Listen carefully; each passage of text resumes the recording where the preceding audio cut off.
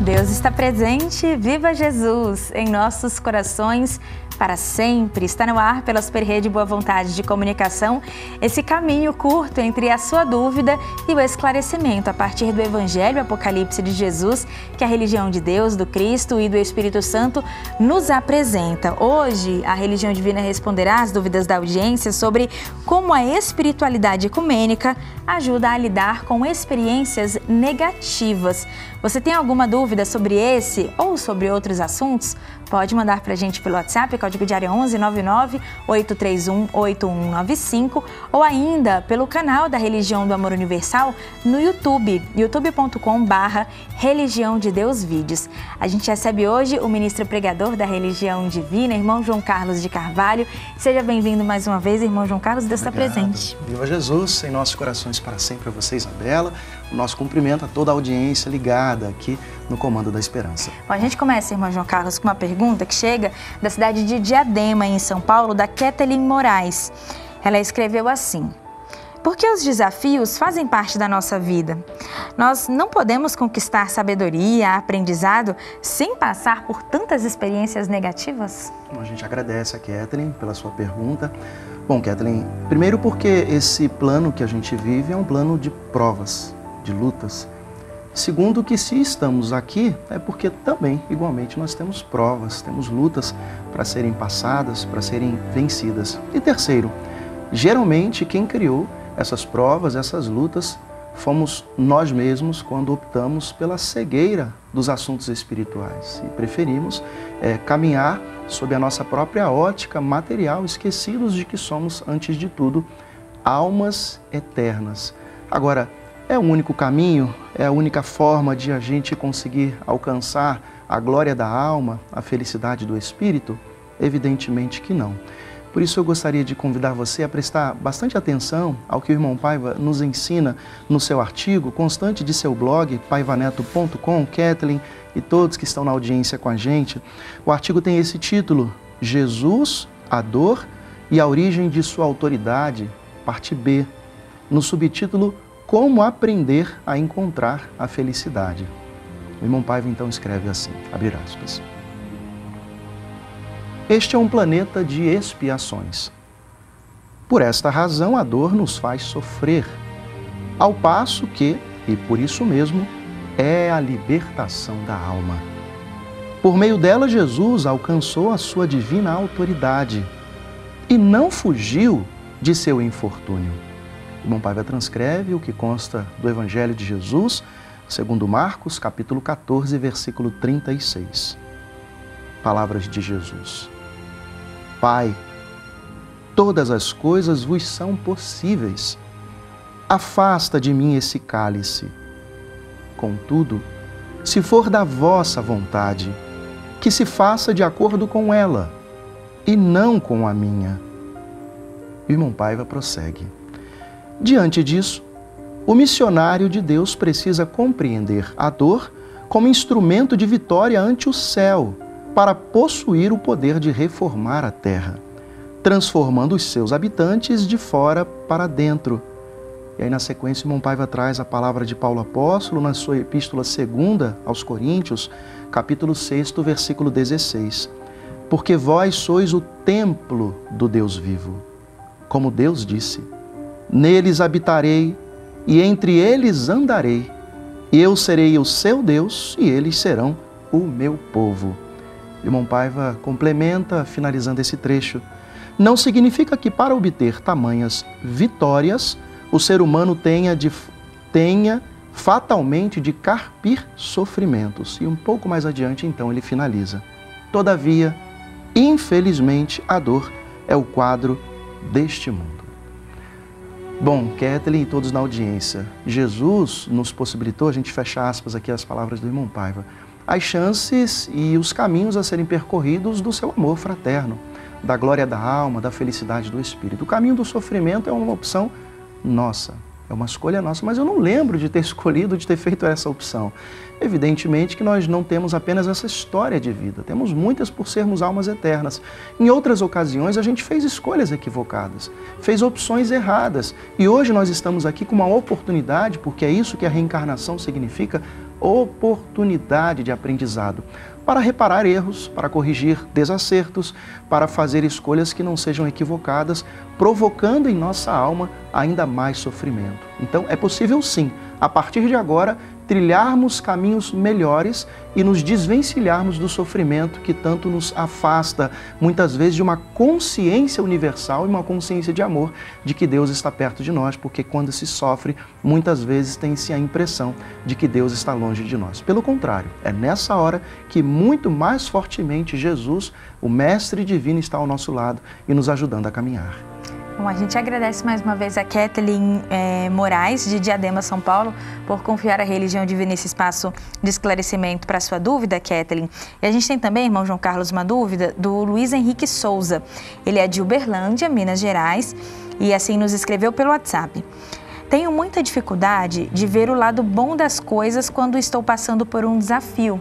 Então ele questiona, como a espiritualidade ecumênica poderia me ajudar? Bom, antes de falar sobre como a espiritualidade ecumênica, Luiz, pode te ajudar, eu queria reforçar o que você está trazendo aqui inicialmente nas suas palavras. De fato, quando se está sofrendo, temos a tendência e nos inclinamos a focar somente no sofrimento, na dor, e não ampliando a nossa percepção, por difícil que seja, para a gente poder perceber a oportunidade do aprendizado que aquele momento está nos possibilitando.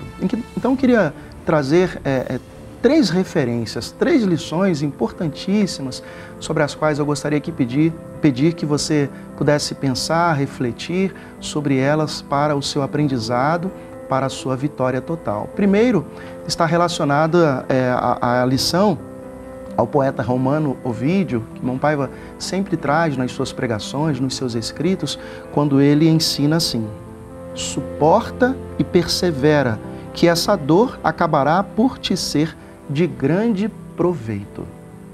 Bom, o que o poeta romano está aqui nos indicando é para que a gente possa suportar e perseverar.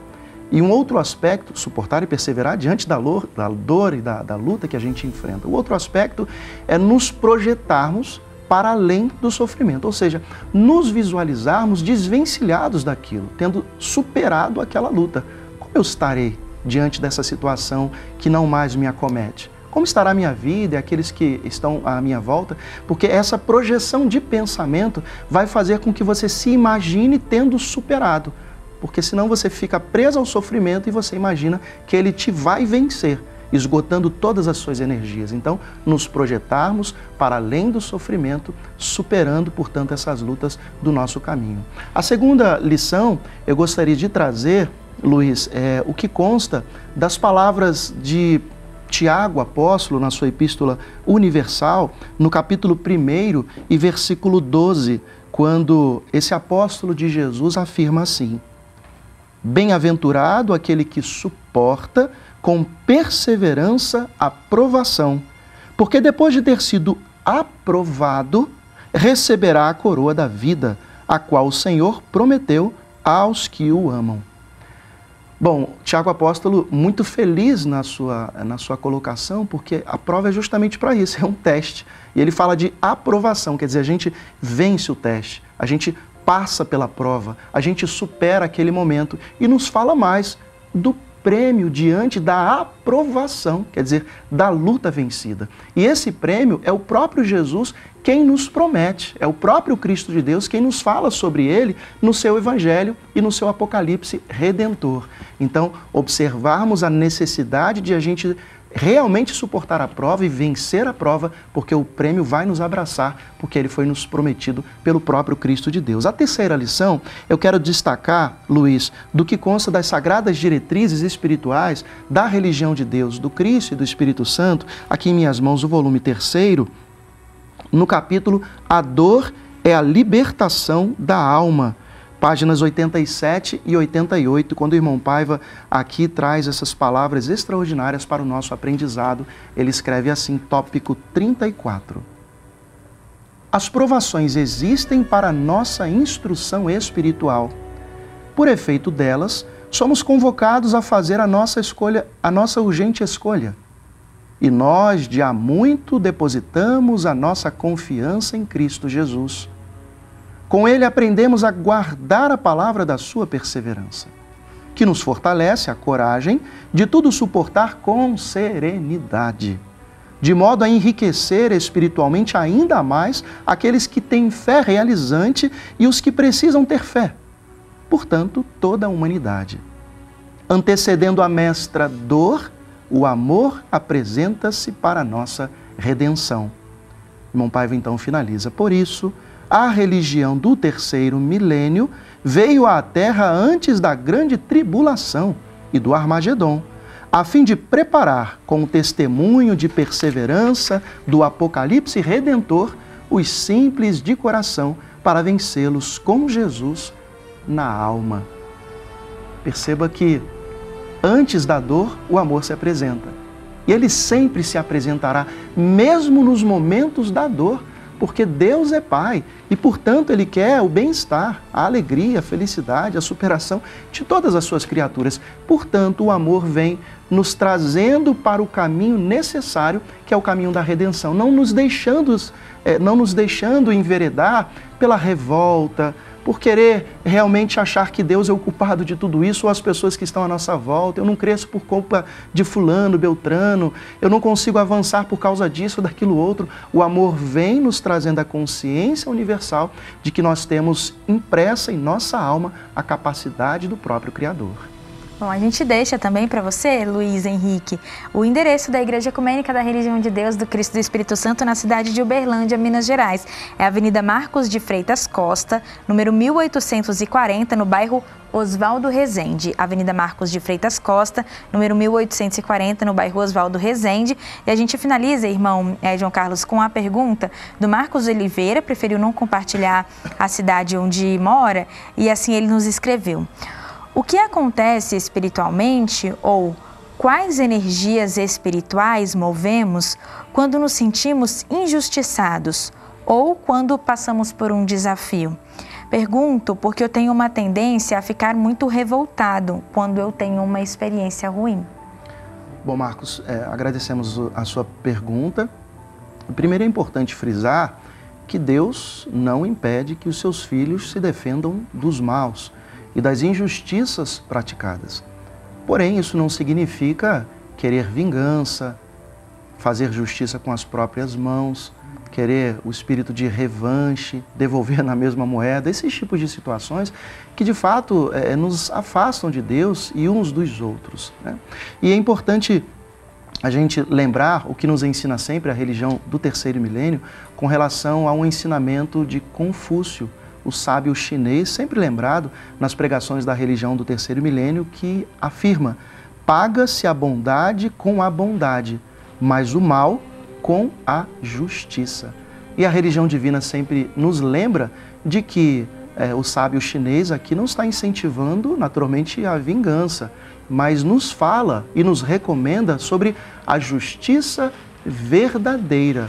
É nos apoiarmos sobre isso, porque nada passa despercebido aos olhos de Deus. Aos olhos humanos isso pode até acontecer, mas aos olhos de Deus, não.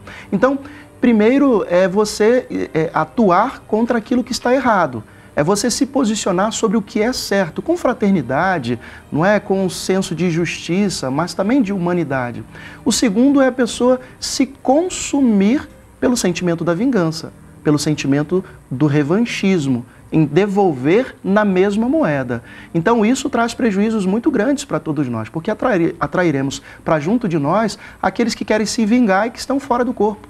Aqueles que são os perseguidores espirituais e que vão se inclinar, que vão se apoiar sobre esse nosso sentimento e vão incentivar esse tipo de coisa.